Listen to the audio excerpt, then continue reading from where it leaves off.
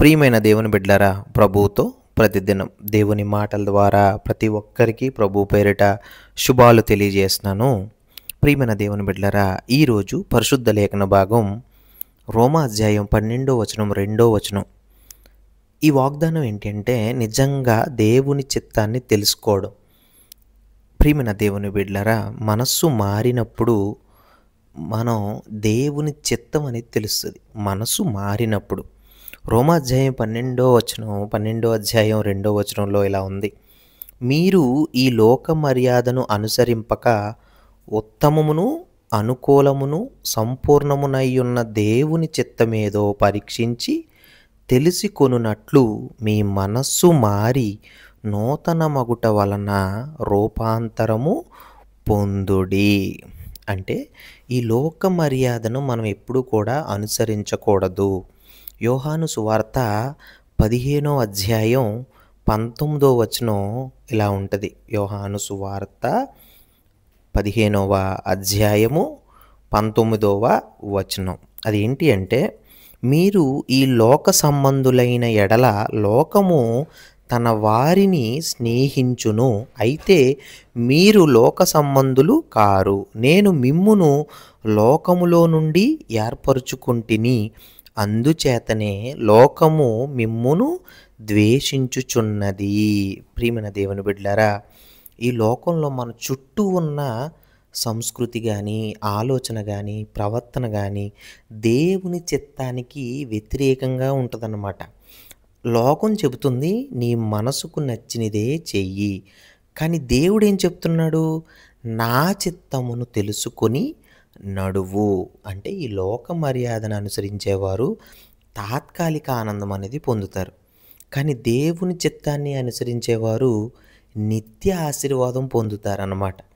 మనస్సు మారి నూతన మగుటం అంటే 2వ కొరింథీలు 5వ అధ్యాయం 17వ వచనం మనం చూసుకుంటే గనక, 2వ కొరింథీలు 5వ అధ్యాయము 17వ వచనం ఇలా ఉంది. అదేంటి అంటే, కాగా ఎవడైనను క్రీస్తు నందున్న ఎడల వాడు నూతన సృష్టి, పాతవి గతించెను, ఇదిగో క్రొత్త రాయెను.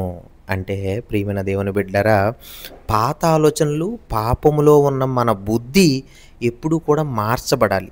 దేవుని వాక్యము మన ఆలోచనలను కొత్తగా చెయ్యాలన్నమాట. ప్రతి నిర్ణయంలో కూడా ప్రభువా నీ చిత్తమే జరుగుగాక అనే మనసు మనందరికీ రావాలి. ఎందుకంటే పరిశుద్ధాత్మ ఎప్పుడు కూడా మనం ప్రార్థన చేస్తే ఎప్పుడు కూడా మన మనస్సుని నూతన పరుస్తాడనమాట. ఆయన వాక్యము ద్వారా మనలో ఆత్మీయ జ్ఞానాన్ని నింపుతాడనమాట. సరే, మన హృదయానికి దేవుని చిత్తాన్ని ఎలా తెలుసుకోవాలి? ఎప్పుడు మనసు అనేది నూతనమైనప్పుడు మనం దేవుని స్వరాన్ని స్పష్టంగా వినగలుగుతామన్నమాట. దేవుడు తన చిత్తాన్ని 3 విధాలుగా వెల్లడిస్తాడనమాట. ఎప్పుడు కూడా అదేంటి అంటే ఉత్తమముగా వెల్లడిస్తాడనమాట. అంటే నీ జీవితం దేవుని దృష్టిలో శ్రేయస్కరంగా ఉండే దారి అనమాట. అంటే స్వచ్ఛమైన, ఏ కల్లాకపటం లేకుండా నిజాయితీగా నడిచే దారి అన్నమాట. అది ఉత్తమముగా. రెండోది అనుకూలముగా, దేవునికి నచ్చే ఆయన గుండెకు దగ్గరైన దారి అన్నమాట. ఇంకొకటి సంపూర్ణముగా, మన కోసం ఆయన సిద్ధం చేసిన పరిపూర్ణ ప్రణాళిక అన్నమాట. ఎందుకంటే ఎప్పుడైతే యేసు గెత్సెమనేలో ప్రార్థన చేశారో అదేంటి అంటే, నా చిత్తము గాక నీ చిత్తము జరుగును గాక. అయితే ఎప్పుడైతే యేసు ప్రభువారు సిలువను ఎదుర్కొంటూ తన తండ్రి చిత్తానికి లోబడ్డాడో ఆ చిత్తం ద్వారా ప్రపంచానికి రక్షణ వచ్చింది. దేవుని చిత్తం కొన్నిసార్లు కఠినంగా అనిపించినా కూడా చివరికి అది ఆశీర్వాదకరంగానే ఉంటుందన్నమాట. అందుకే యేసు ప్రభువారు చేసిన గెత్సెమనేలో ప్రార్థన అనేది దేవుని చిత్తంగా చేశారు ఆయన. అందుకే మనకి యేసు ప్రభువారు సిలువను ఎదుర్కొన్నా కూడా తండ్రి చిత్తానికి లోబడ్డాడు. మనం కూడా ఆ రీతిగా లోబడి మన మనస్సుని నూతన పరుచుకుని మనం నూతనంగా ఆలోచించి దేవుని వాక్యాన్ని తెలుసుకుని దేవుని ఆ రీతిగా మన జీవితాలన్నీ ఉండాలని దేవుడి కొద్ది మాటలు దీవించి ఆశీర్వదించును గాక. ఆమేన్.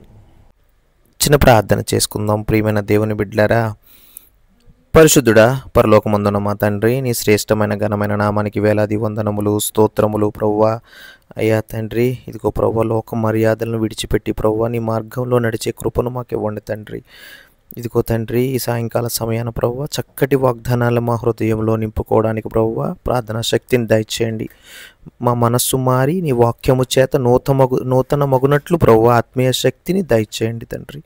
ప్రభువా చాలాసార్లు ప్రభువా మా బుద్ధి, మా ఇష్టం, మా ప్రణాళికలే మంచివని అనుకున్నాను ప్రభువా. కానీ ఈరోజు నేను ఒప్పుకుంటున్నాను ప్రభువా, మీ చిత్తమే ఉత్తమమని ప్రభువా. నీ ఆలోచనలే ప్రభువా మా ఆలోచనలకి సరిపడేటట్లు మార్చుము తండ్రి.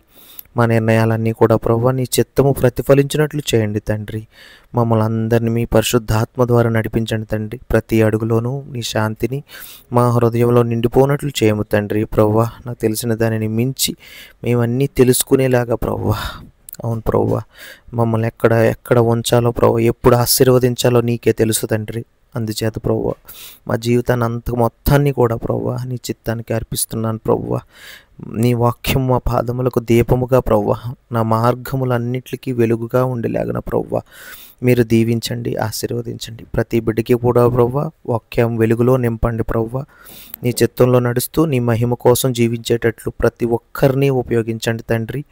ప్రతి ప్రార్థనని, ప్రతి మాటని మీరు దీవించి ఆశీర్వదిస్తారని, ప్రతి ఒక్క బిడ్డని, బలహీనంలో ఉన్న ప్రతి ఒక్క బిడ్డని జ్ఞాపకం తీసుకుని ప్రభువా మీ దూతల చేత బలమైన శక్తిని ప్రసాదిస్తారని యేసు పరిశుద్ధ నామంలో అడిగి వేడుకుంటున్నాం తండ్రి. ఆమెన్. మన తండ్రి నుండి ప్రభు యొక్క పరిశుద్ధాత్మ ద్వారా మనకి, మన కుటుంబాలకి కూడా శాంతిని, సమాధానం కలుగుజేయును కాక. Amen. Amen. God bless you all.